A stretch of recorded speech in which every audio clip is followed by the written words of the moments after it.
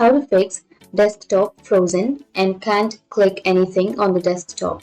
So if your desktop has been frozen and if you can't click anything on the desktop, then what you need to do is simply go for Control, Shift, and then Escape. Once you've chosen, you will have the taskbar. Simply choose the taskbar, and then you can simply scroll all the way down of the taskbar. And here you need to find a file, which is Windows Explorer, and you need to right click on that, and then you need to end the task. And once you end the task of the Windows Explorer, the problem might be fixed. Or you can also run another task. You can simply click on Run New Task, and here you need to enter a command, which is explorer.exe.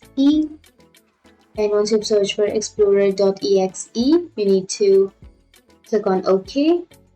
And once you've searched, you will again have a new taskbar.